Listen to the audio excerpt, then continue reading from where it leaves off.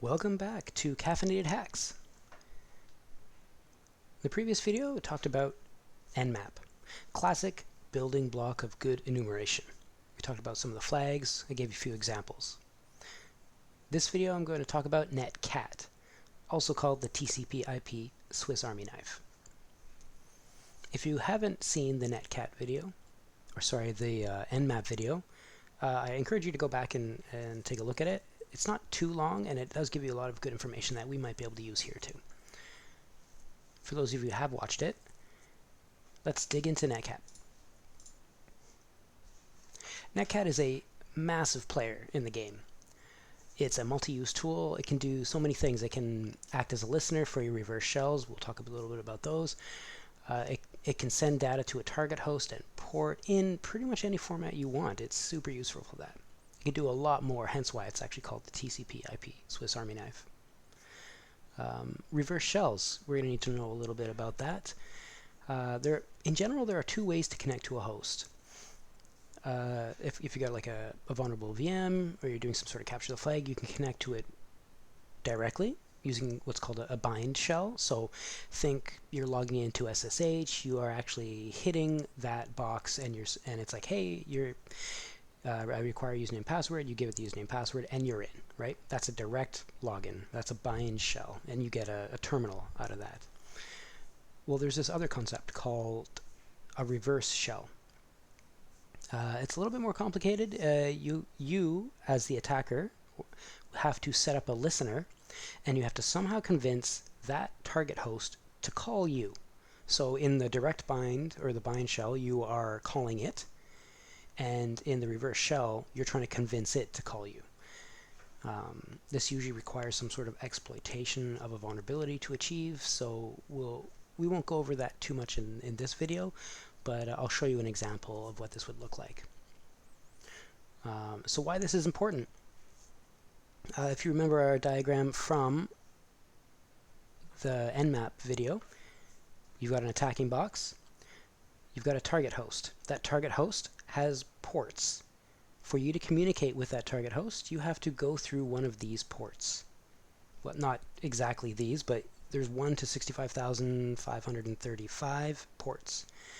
Technically, 0 exists too. Port 0, I don't think it's being used, but the first 1024 ports are reserved for certain functions and usually require sudo to use. So this is just, think of it almost like it could be a firewall, right? Each of these target hosts will have a basic firewall, which will have a bunch of ports closed and will only have certain ones open. For an actual web server, it will most likely look something closer to this. So everything that's red here is closed, right? So if this is a web server and you're trying to somehow exploit this web server, okay, like 22 is not going to be open, 25, 53 may not be open, but 80, which is HTTP, and 443, which is HTTPS, those will be there. And so the trick of the hacker is to try and use the HTTP protocol, because that's the only gate, let's call it, that's open. You have to send a crafted information packet or some exploit or something through that open HTTP gate that convinces this target server to open up what we call an ephemeral port and call back to a listener. And we're going to set that up beforehand, and it's going to be sitting there waiting on some port. So you can think of it like a hey, I'm calling you and I'm telling you to call me, and it's going to have some other port that's going to be a high numbered port, like it's 40,000s or something, and it's going to talk directly to that specific listener that you have set up to do so. And I was trying to think of an example about this, and one type of example could be like, hey, if you don't got long distance on your phone, and you want to talk to a friend of yours, and they do have long distance on their phone, well, what if you send them, but you got data, or you could send them a text message and say, hey, call me. So that might be the method that you're sending out kind of like an out-of-band message to them. So you're sending the text message to them, say, hey, call me, and so they're going to actually call you on a different way to get there. You can think of it like that. That is essentially a reverse shell. And in this case, the shell actually opens up what would look like an SSH shell, like a bash or KSH or something like that. So you actually have a terminal into the target host.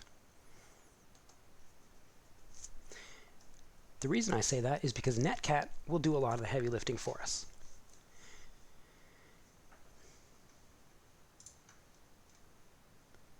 First thing first, always check out the help.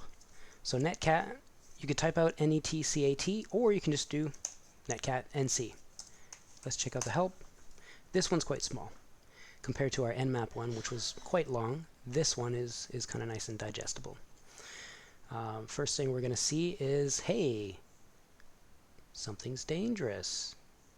This is dangerous too. Well, what is it? Well, it's the -c command. And what does it do? Well, it's a shell.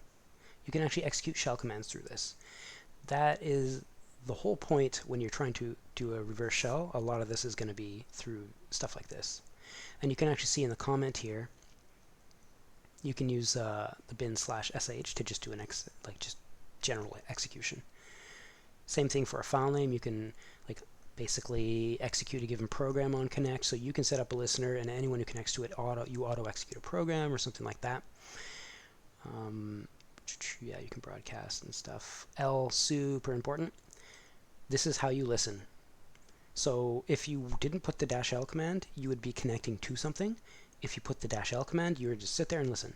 You're going to have to specify a port, but this changes the mode, I'll call it. It's called listen mode. N, don't worry about DNS. Don't look at domain names. Just deal with IPs. That's really nice when you're, say, if you're in a local network, or if you're just hitting a single vulnerable VM, or if you're in kind of a subnet that only has IPs and there's no DNS really around. You're not gonna don't even have the step to go and try and do a lookup. Just go straight for the IP. That's what this will do. P, port. Nearly always will be port, but not always. So don't assume that -p is always port. There are some tools that this is not the case, and it wreaks havoc sometimes on your automated scripts. So be wary. But you're going to need this in both cases, right? Because NetCat is going to take, if we have usage here somewhere. Yeah, NetCat, bunch of options, hostname or IP, and then the port. So that's kind of the format is going to be NC, an IP, a port, or NC, and I'll show you kind of a list of commands that I use for listening, and then a port. You're not going to have to put a host name necessarily if you're just listening. So where were we at? Port. And then we got our verbosity. This is actually quite important for a couple of use cases that we're going to talk about. You've got the double VV, right? For more verbosity, that's also important. Very useful for when you are debugging. And we'll get a little bit to that now. So if I clear this, actually I'm not going to clear this. I'll keep the help up for a little bit. All right, so I am going to start a NetCat listener right off the bat. And I use NVLP. So what's going on here? NetCat, N, right? We're just going to use numbers, IPs. V, I want it verbose. V, or L, I'm listening. P, I need to specify a port. So now, I'm listening on port quad 9s, right? 9999. It's going to sit there and listen for as long as I want it to until I Control-C it. But I want that up and running.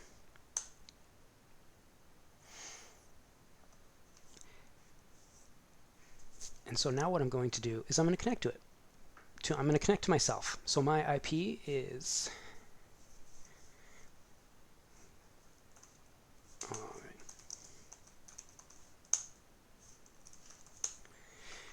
My IP is right here, 121. So if I do a NetCat, give it a number, make it verbose, give me some more information. I'm going to connect to myself on that port. Bam. It's connected. I don't know if it's going to do much. Just echo, right? And that is because I did not, if we go up to the help, I did not specify any sort of command. It's just basically a weird way to pass messages. So it's not actually executing any commands here, but it is echoing us to the screen. And can I do the other way? I'm actually not sure. Yeah, it does. It works bidirectional. So you can talk back and forth. I've basically opened up a port, or yeah, I've opened up a connection on port 9999 to myself, and it's just like hopping back in between. So we kill those. I kill that connection, and auto kills this one. And so that's essentially what we're trying to do. We're trying to create a connection with NetCat. I can make this a little bit nicer. I've got a listener here, right? And if I go back here, and what do I want to do here?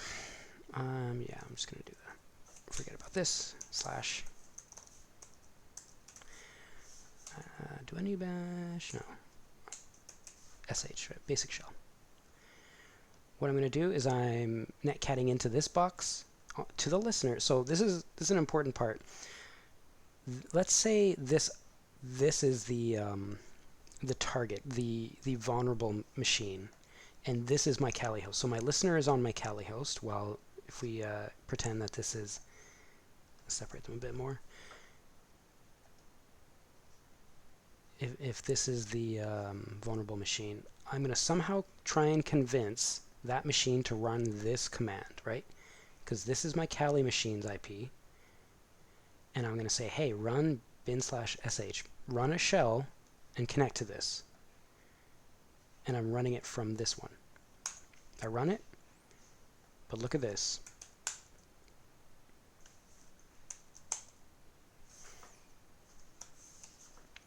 I'm able, from the listener, execute commands on this machine. That's the reverse shell, right? So I basically got a connection, and you can see it's not very nice. It doesn't have kind of the nice, hey, Kali at Kali, whatever, and it's, you know, $, and you're going to find that it doesn't like certain things like $, or arrows and stuff. You're going to have all sorts of problems, but you do get a shell, and there are ways to upgrade your shell so that it's nice and interactive and things like that. But a lot of hacking, especially around the pen test, especially around the vulnerable VMs and the capture the flag stuff, is going to be trying to find a way to get this reverse shell. It won't always be this command. You can do it in all sorts of languages like PHP. You can run it from Bash. It doesn't have to be NetCat. Bash has its own kind of way to do this. There's a whole list of reverse shell commands that you can look at. Perl, like, yeah, pretty much every real programming language will have some way to do that. Maybe not Java, something like that. They probably do too. But yeah, that's what you want to look at. That is your goal. What I'm going to go through now is, so this is the reverse shell. NetCat's a very powerful tool to use this. You can see that very quickly we created a connection between these two. I'm going to kill that. I'm going to clear it. I'm going to clear this tier too. And I have a vulnerable web server up. It doesn't matter that it's vulnerable. I have a web server up. And let's use NetCat to kind of poke at it, right? We know, so it's a web server, so I know port 80 is open, and I know that port 22 is open. Let's just, because it's we can do from our nmap video, we can do a basic scan.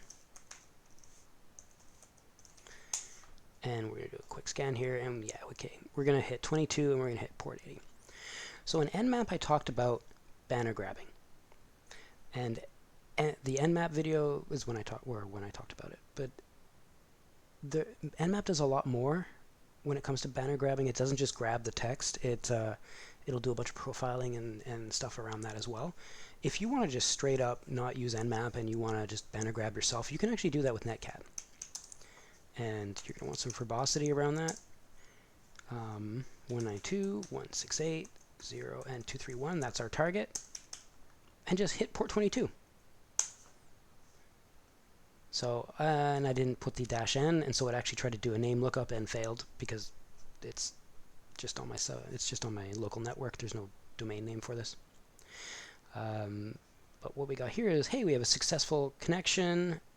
Port 22 SSH. And here's the banner. SSH, first thing it does is send us back a banner with that version. So right out the gate, we kind of get what the versions are. We got OpenSSH 2.9.2, and we've got SSH 199. You can't really do a whole lot with that. It's going to kill it because there's a bunch of handshaking that goes on and things like that. But that banner can be used if you don't want to go through the whole scanning process of really long. You just want the banner from this or whatever. You can just grab it quickly with NetCat. If you're going to hit HTTP, it's a little different. You got to know a bit about the protocol. So if we go back up here, and instead of 22, we hit port 80. We're going to connect fine, minus, forgot to put the N again, so it, failed name lookup. HTTP is a protocol, and it's in text, right? So we can actually write it. So let's do a get.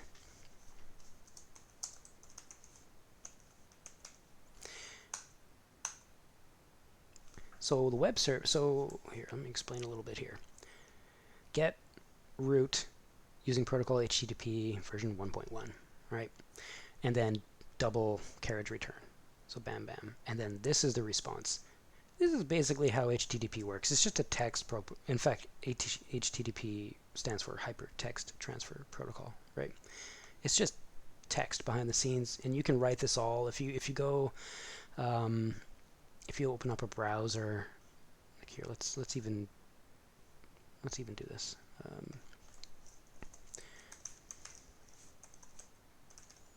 All right, that's our target. Hey, look, it is a test page.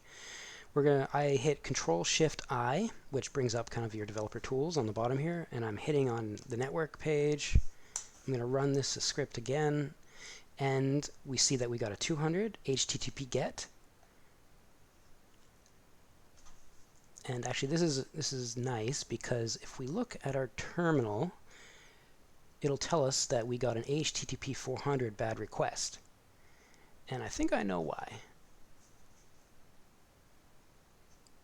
Yeah, it's saying that, it even tells you, right? The browser sent a request that the server could not understand. Client sent, 1.1 request without a hostname. Needs a hostname. So if we got it valid here, so let's take a look at, these are the response headers. We don't care about the response right now.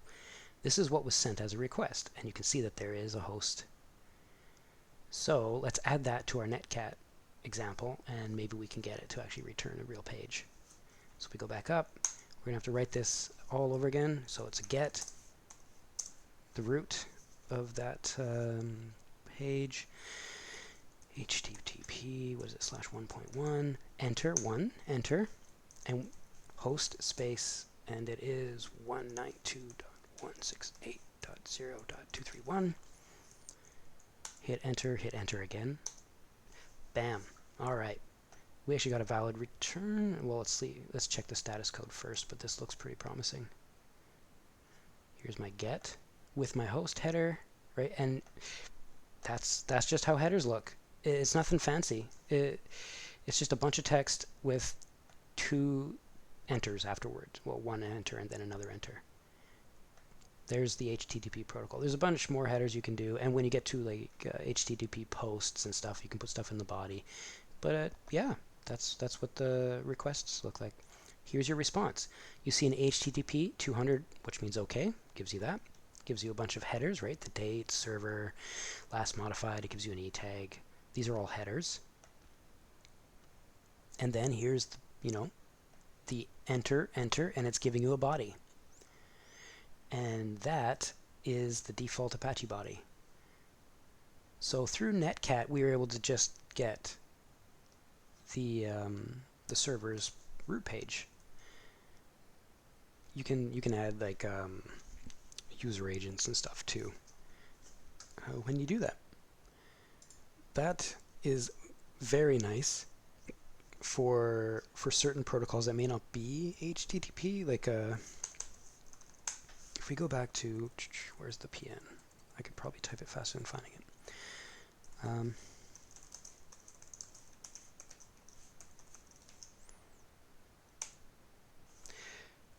I don't know if any of these other ones will work, but like an RPC bind, or let's do a NetBIOS, I don't know. let's hit 139. So it's telling us the net BIOS, but can I like, no, see, it just kills it, kicks me out. And it didn't even give us a banner actually. Let's try 1024.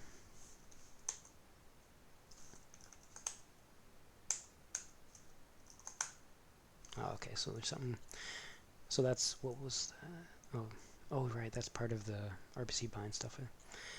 But you can see how you are manually hitting these ports and you are manually sending data to them. And sometimes that can be quite powerful if there's like a custom. This actually happens quite a bit. There are games or something that use custom ports with custom protocols that are actually quite simple, and you can sit there and poke at it using NetCat, and you can get a lot of information, especially when you're using that those double V's. You can get a lot of information back and forth if it's just a simple protocol. The real benefit of NetCat here is complete control over what is sent. There's a lot in there. There's a man page. There's always a man page.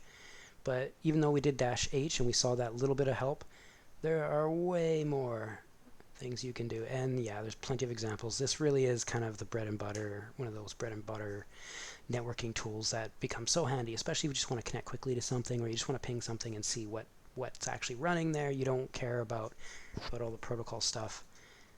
NetCat is probably the tool you want. This is kind of a no padding tool, no training wheels tool, so it's quite a bit of power, but you kind of have to know what you're doing. If you're going to hit those protocols, like you had to know HTTP to oh, it's not even scrolling up. You had to know HTTP to send those commands, right? You need to do a GET request to get that Apache page.